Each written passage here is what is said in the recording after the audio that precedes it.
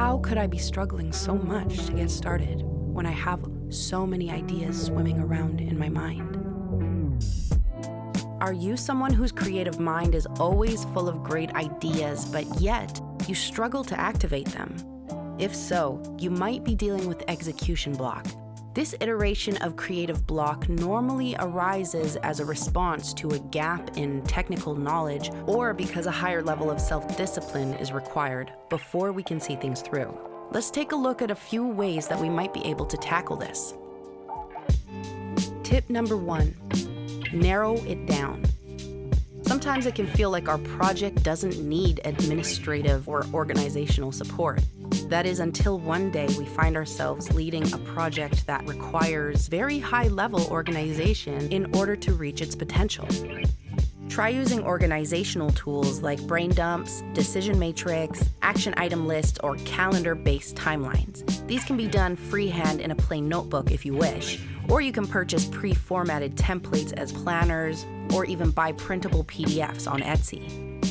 Utilizing these tools to collect and organize project data gives us a way to sort through the clutter in our mind and hopefully prevent logistical oversight. Breaking things down into measurable steps, taking the time to prioritize them carefully, and even delegate what tasks we don't need to do ourselves, this will keep our project advancing in a healthy way and keep our stress levels down. These methods will also provide an objective view of your project scope. This allows you to pinpoint any key details or concerns that might require your foresight. Ultimately, these encourage you to hold yourself accountable and help you to manage complex workflows that often come with working in creative fields. Tip number 2, learn yourself so you can hack your behaviors. Creatives often have very specific personal, professional, and creative needs, which inform exactly what does and does not work for our creative process. Compiling realistic information about your tendencies, your most common distractions, and well-known time wasters will give you the clearest information that you need to set achievable goals. A monthly habit tracker is a great way of visualizing the way your habits are impacting your output and will make it easier to reduce the bad habits that are preventing you from setting and achieving your goals. Tip number 3.